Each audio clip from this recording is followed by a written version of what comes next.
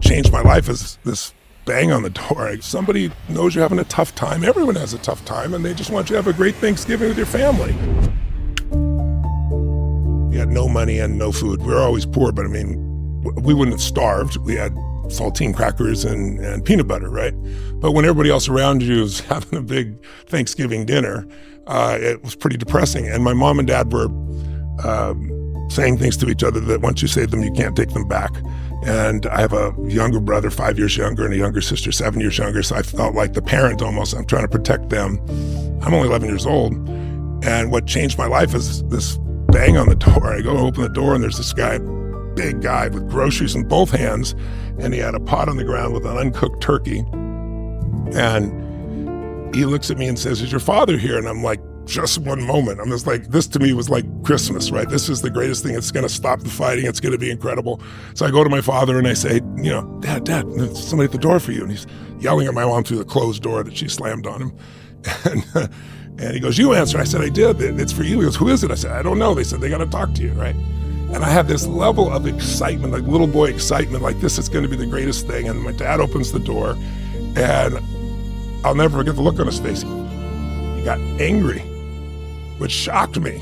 And he said to the man, "We don't accept charity," before the guy even said anything. And he went to slam the door, and the guy had leaned in slightly, so it hit his shoulder, and it bounced off of him, which made my dad even madder. And then he said, he goes, sir, I'm just the delivery guy. Somebody knows you're having a tough time. Everyone has a tough time, and they just want you to have a great Thanksgiving with your family. My father says, "We don't accept charity." He goes to slam it again. But I think because he leaned in, his foot came in now it hit his foot and bounced open again. It's just like, now I got fear running through my body because I know my father, right?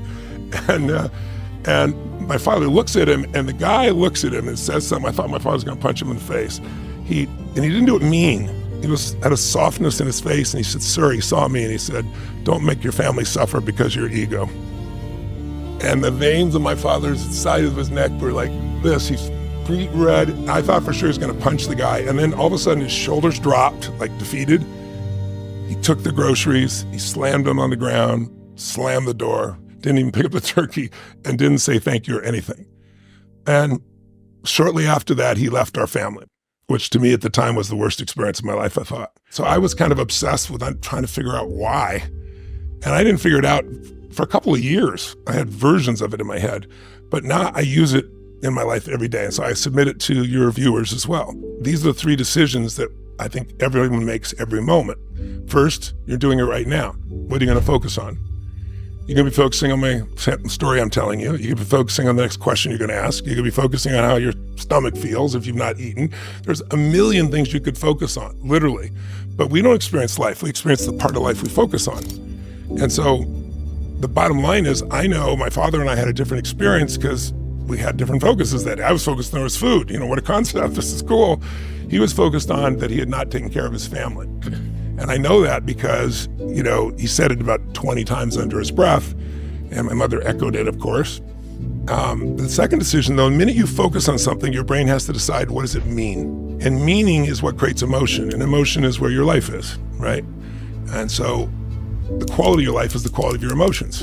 If you got $1 billion and every day you're pissed off and angry, your life's quality is called pissed off and angry. If you got 3 beautiful children, a husband or wife you love, but you worry all the time, your life is worry, So his focus and then his meaning, that was the worst part. The meaning he gave it was that he was worthless and didn't belong here.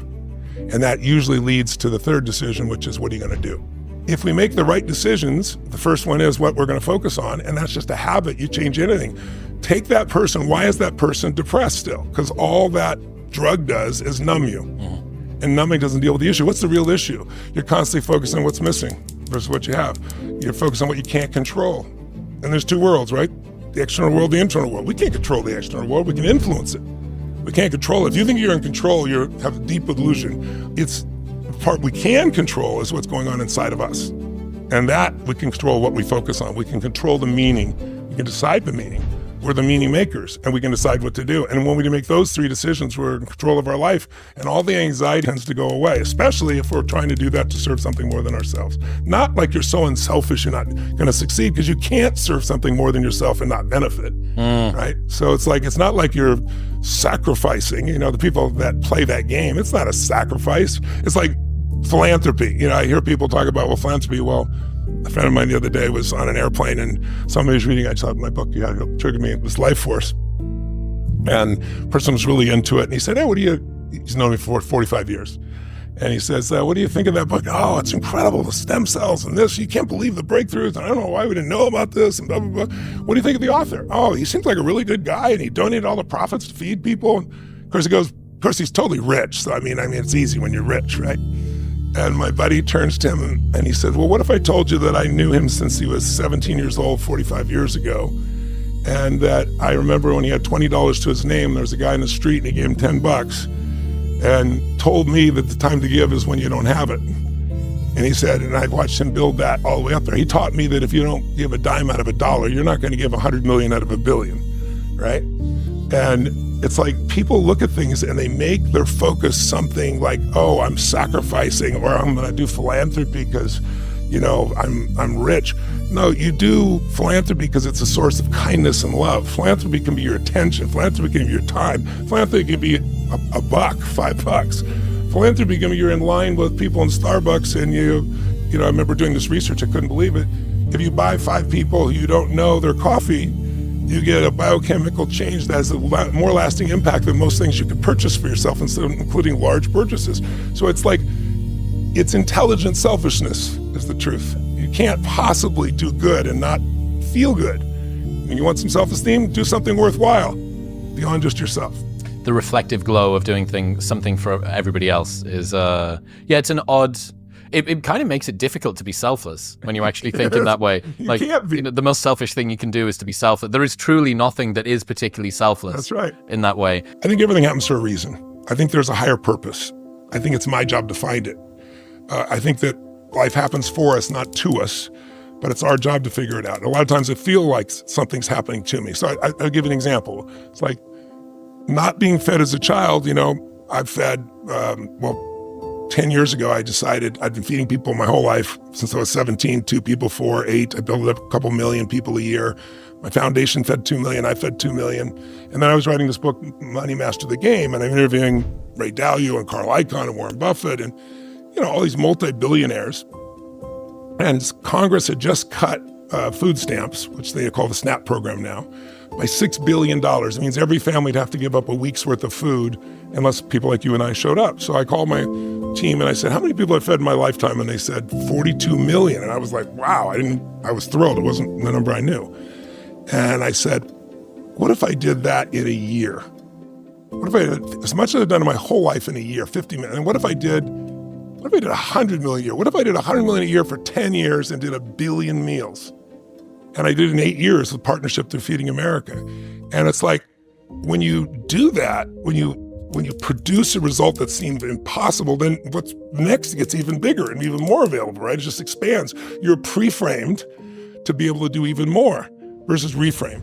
And so now, because of the war in the Ukraine, most people don't realize it's the breadbasket for Africa. So there's about 11 nations that are on the verge of famine. You'll never hear about it in the news. No one cares. And then you need fertilizer.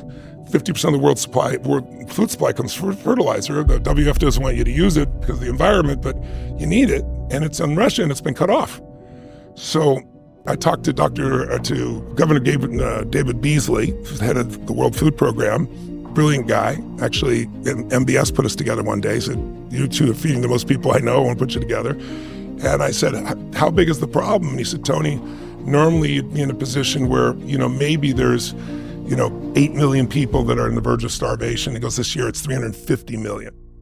And he goes, and no one's doing anything about it. And I said, so how many meals would we need over the next 10 years to make the transition till we get sustainability? He said, you need 10 years. I said, what would it be? And he said, I don't know, Tony, maybe 50, 60, 70 billion meals. I said, let's do a 100 billion meal challenge over the next 10 years. I said, I did 1 billion. I wasn't a billionaire when I started. I said, you're going to get blessed by doing these things.